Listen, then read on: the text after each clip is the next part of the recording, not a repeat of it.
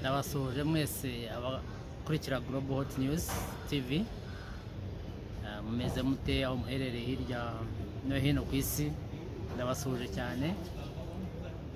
Imana ikomeze ibahe umugisha. Abakora subscribe mwese, Imana ibahe umugisha. N'abatarakora namwe, ndabasaba ko mushyigikira mukora subscribe. Kore subscribe muneze imbere. Reka nkomeze rero mbashimira cyane ko ibiganiro mukomeje kubikunda. Hari ibiganiro dukora, ibiganiro nkora jyenyine. Ndabashimiye rero cyane. N'uyu munsi hari ikiganiro nshaka ko tuganira, nizere ko muri bugikunde. Ikiganiro cyiza. Hari ibintu numvise bituma nshaka kugira icyo mvuga. Ibintu bya Yago.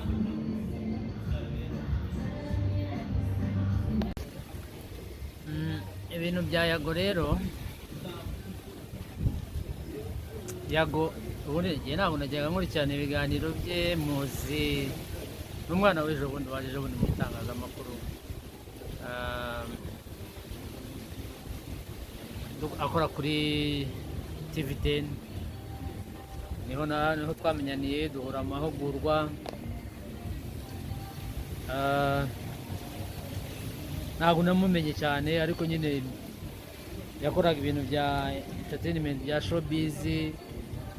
Twigeze guhura ndi kumwe n'undi muhanzi turaganira, ariko ntabwo najyaga nkurikira ibiganiro bye cyane. Nakomeje kubona rero inkuru ze zitrendinga cyane ku social media he hose. Biba ngombwa ko ngira icyo mvuga nanjye nk'umunyamakuru, nk'umuntu wakurikiye showbiz zo mu Rwanda,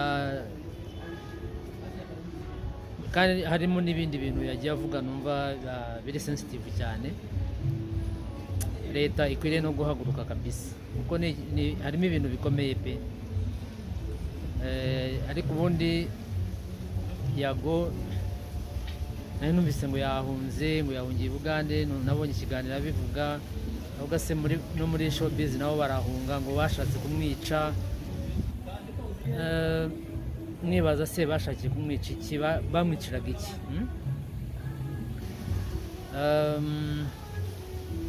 Ariko numvise avuga ko yagiranye ibibazo n'aba YouTubers bagenzi be.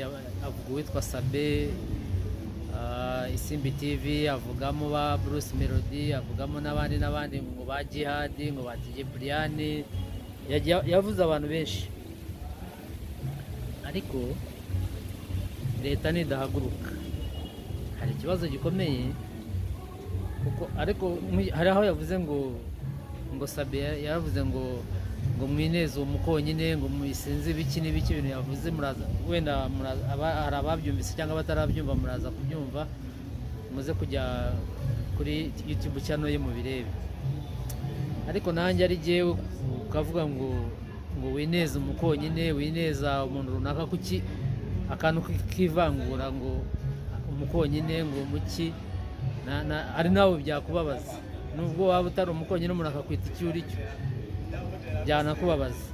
So ibintu byo wenda byo kuvangura ushingiye ku karere nyine, ubwo birumvikana rwose. Ngo wineze umukonyine, ngo umenya ngo biki n'ibiki, nk'umwana w'ejo bundi. Nabyumvise nyine numva harimo akabazo. Nanjye ari jyewe, nanjye nababara. Uretse ko Yago n'umwana w'ejo bundi kabisa. Ariko ibyo yavuze ibyinshi nasanze ari ukuri. Niba byarageze aho bijya muri FPR kugunga, nuvuga ko byari byafashe indi ntera. Ngo barabahamagara bajya kugunga, ariko ngo ntibyakemuka. Niko yakwavuga.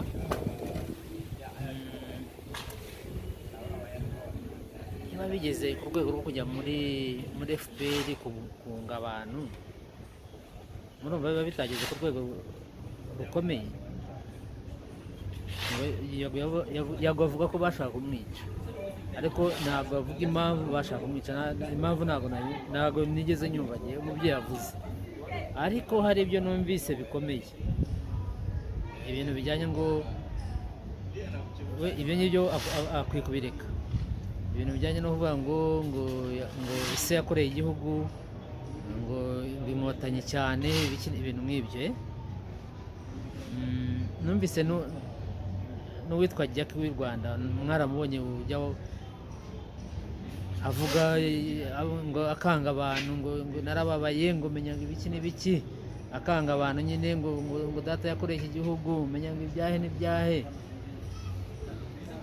Ubwo se abantu bose bajya gukangisha ngo nuko base bakoreye igihugu, biba agakangisho se? Ibyo ngibyo abantu ntibakajye babivuga rwose. Buri munyarwanda afite umuntu wakoreye igihugu, cyangwa nutamufite nawe yaragikoreye ubwe ku giti cye, none se biba agakangisho? Ibyo ndumva bitagoye kuba agakangisho.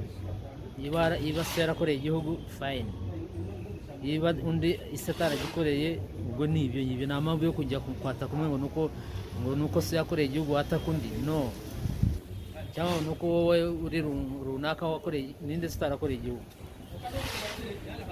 Nta muntu utarakoreye igihugu. So ibyo rero ntibikabe urwitwazo, ntikaba igikangisho. Ibyo ngibyo numvise Yago abivuga. Ikindi kintu numvise gikomeye na leta ikwiye guhaguruka, ariko iyo ari ku Rwanda ari rutoya, iyo ari uko abantu batagira n'akazi ko gukora, ubu nka Yago mushakaho iki koko? Kari umwana w'ejo bundi uje ejo bundi wishakishiriza ubuzima, imibereho, mwamuretse akikorera akabaho. Abo yavuze nyine muri video yasohoye, niba mwaramutanze mu mwuga mugakora fine, mwarakoze, mwateye imbere, nawe ni mumureka terime. None se ngo yavuze na Bruce Melody ngo yavuze ko ashaka gukontorora umuziki w'u Rwanda. Ubwo se kandi iyo ugiye gusesengura koko ushobora gusanga ibyo avuga ari ukuri. Bruce Melody ngo niwe wigize uwahatari muri muzika, ngo arashaka gukontorora umuziki, ngo najyaga mbona no ku mashusho media bavuga ngo ararusha The Ben na Meddy, ibiki n'ibiki, ibintu byinshi. Ariko ntabwo wakontorora umuziki, ntabwo sinzi ko byakunda. Ushobora guhitinga, ugahitinga season imwe cyangwa ebyiri eshatu, ariko igihe kiragera n'abandi bakaza, nta muntu, ntabwo wahoraho. So narabyumvise, ariko yavuze no kuri Sabe nyine, avuga ko hari inkuru igeze kuvugwa kera mu minsi yashize ya Ndimbati, nayo yayigarutseho ko Ndimbati icyo gihe avuga ko Sabe ngo yamusabye ngo ruswa ya miliyoni. Sabe ntabwo ndabonana nawe pe, simuzi, nanjye ntabwo nzi, wenda ashobora kuba nanjye nyumva gutyo cyangwa mbona gutyo, ariko nubwo turahora ngo twicare gutya nk'abandi banyamakuru. Nta nicyo muziho kibi cyangwa cyiza, ni ukumwumva gusa gutyo, kumubona kuri YouTube channel ye, nta bindi. Ariko koko ibyo Yago yavuze bari ibyo koko yarabikoze, yiba Sabe yarabikoze, yaba yararengereye nawe. Icyo nshaka kuvuga kuri Yago agomba kureka, hari ibyo yumvise ngo basubarishe, ngo barafunze, ngo se yakoreye igihugu, ngo jenoside, ngo ababyeyi babo bakoze jenoside. Numvaga yibanda cyane kuri DJ Brian na Jihadi na Bruce Melody na Sabe, ngira ngo nabo ngabo. Avuga ngo bamwe ngo base ngo barishe ngo muri jenoside, ngo we ni inkotanyi cyane, ngo yakuriye mu mata, ntabwo yakuriye mu bigage, ntabwo yakuriye mu bushera. Narebye ikiganiro cye, byatumye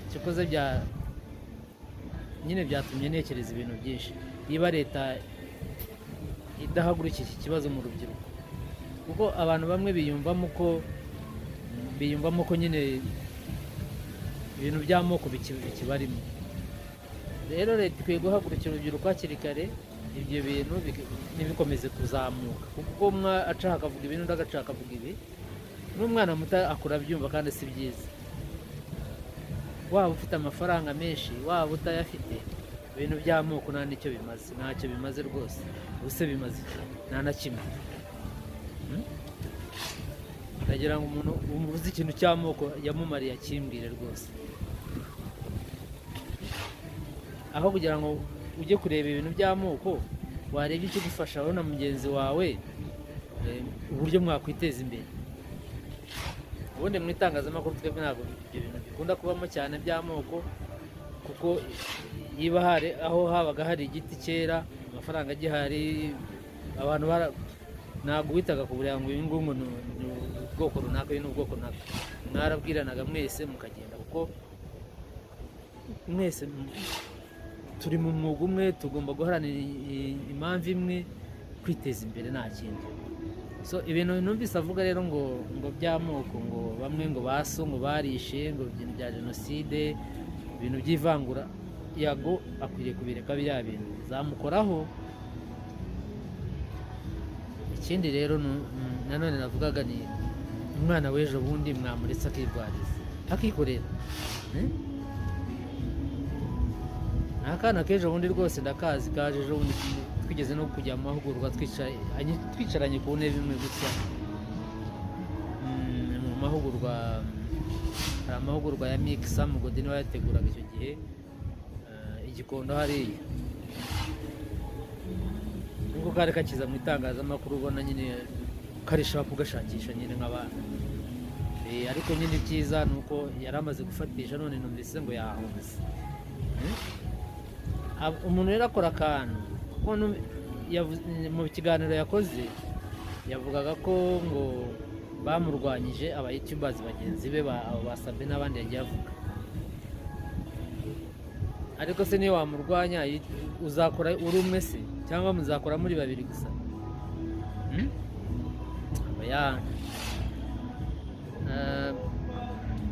Ibintu bijya kugera no kwa minisitiri, bikagera muri FPR, wumva ko kandi ari akantu gatoya, ni akantu gatoya kadakwiye gutwara umwanya w'abantu kabisa.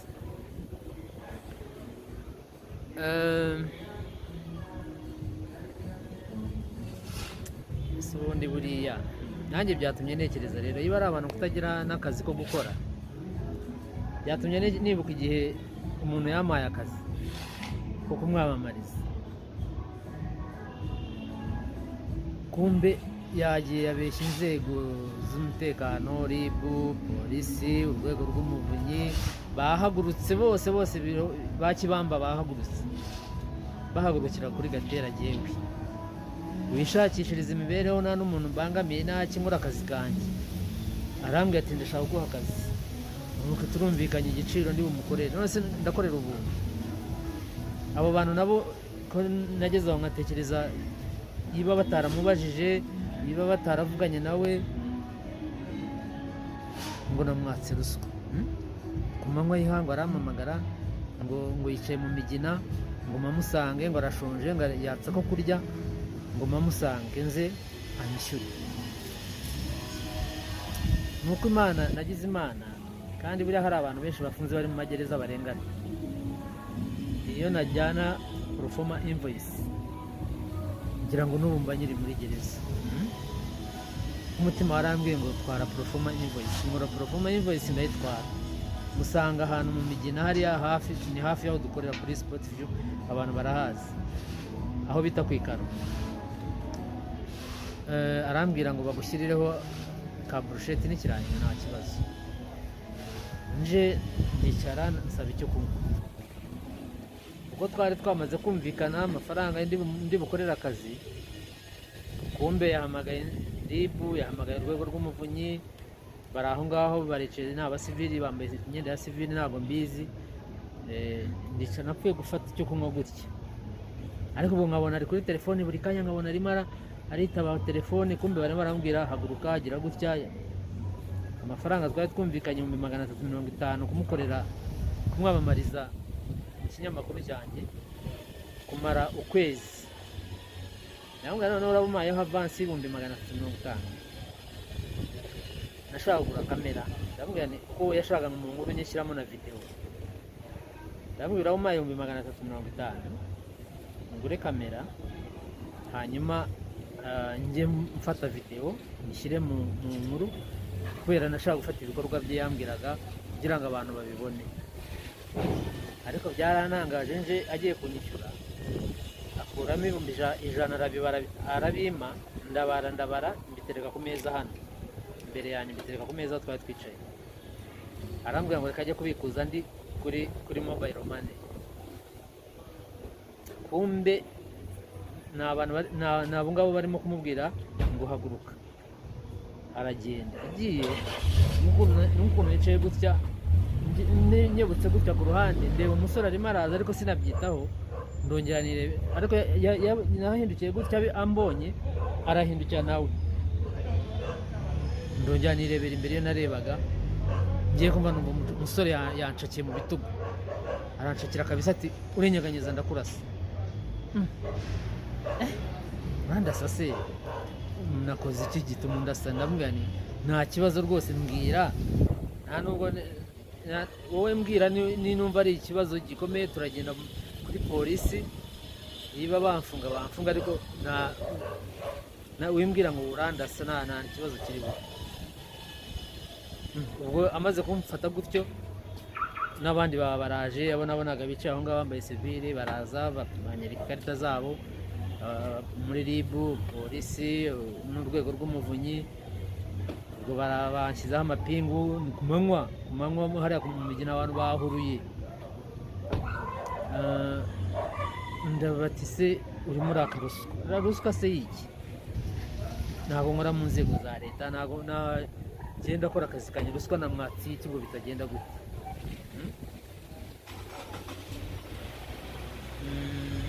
Ubwo barafotora sinakubwira, amatelefone aracicikana, biracika, induru ziravuga, aho ngaho abantu barahurura. Banshyizeho amapingu, banshyize mu modoka, bibaye aho kera kabaye. Banjyanye kuri burigade i Remera.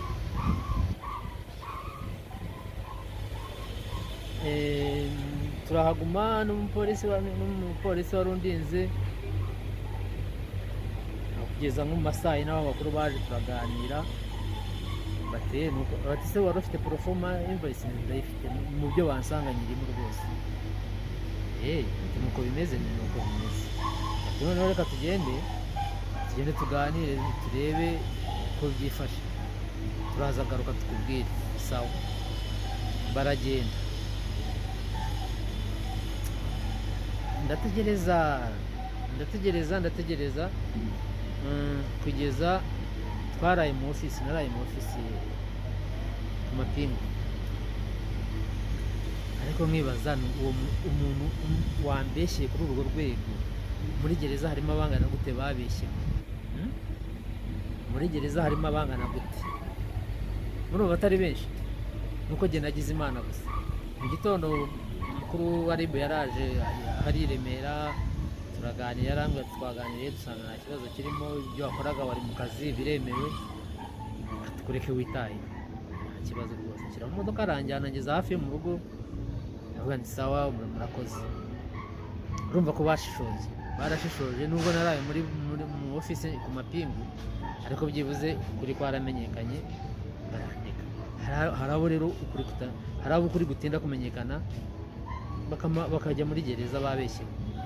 Abanyarwanda rero ntabwo tworoshye, nta nubwo turi abana beza, usanga buri umwe arebuzwa mugenzi we. N'abamoriki yarabivuze ngo imitego yarangiye imujyanye hehe? Muri gereza.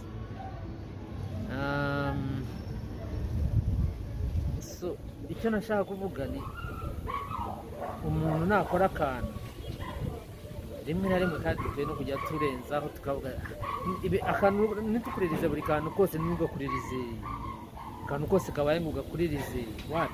Rimwe na rimwe dukwiye kujya tubireka. Abantu bamaze guhunga ni benshi, kandi bahunga ibintu by'ubusa bidafite epfo na ruguru. Ubuse nka Yago koko yahunze iki? Ngo hari abantu bashatse kumwica, bamwicira iki, yakoze iki? katajya ajya muri politiki ko yari umunyamakuru, aba umuhanzi, araririmba, ariko hazamo ibintu byo guhangana hagati yabo ngo y'aba youtubers. Nabonye na Theo ukwezi abivuga ngo hari aho bagiye ngo bahura na minisitiri runaka baraganira. Bikwereka rero ko hari ikibazo biba bigeze aho ngaho, na leta ibikwiye guhaguruka. Iki ni ikibazo abantu bakwiye kuganira bakarimenya. Umuntu hari ugushishoza ukareba uyu ukavuga uti uyu mwana arimo aragerageza ibyo byose kwishakishiriza ubuzima, wenda mukaba mwamuha umurongo, mukohereza abantu b'inshuti ze bakamuganiza, bakaba bamuha umurongo agenderaho, ariko ntibibe ngombwa ko bisakuza ahunga igihugu, bisakuze ngo yahunze, hari abantu bashaka kumwica n'ibiki, ugasanga biteje ikibazo. Ubu ngubu kuri social media yose ni yago yabaye yago. Bishavugamo ngo ba DJ Brian ngo baje gutaramira i Bugande ngo mu gihe cy'icyunamo, yavuze abantu ngo bitwa ba Jihad ngo babatinganye, bazi ubwa mbere nababonye byatumye mbashakisha ndababona. Mbese harimo ikibazo gikomeye hagati mu rubyiruko, ariko kijyanye no kuvangura. Icyo kintu babanze bakitegereze cyane. Naho ubundi rero nashaka kuvuga kuri Yago,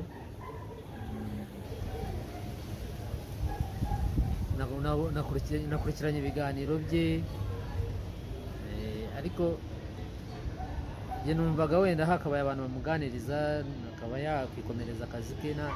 Hari abantu bari hanze bahunze bakwiye no kuba bababarirwa bakagaruka rwose. Nta nubwo abantu bakwiye gukomeza kujya bagira akantu akakomye kose, umuntu akiruka utinya gereza, akantu kose barafunga. Oya, hari ibintu bimwe na bimwe nanone dukwiye kujya rimwe na rimwe tukaganira n'umuntu, tukaganiriza umuntu. Leta ikwiye kubijyamo.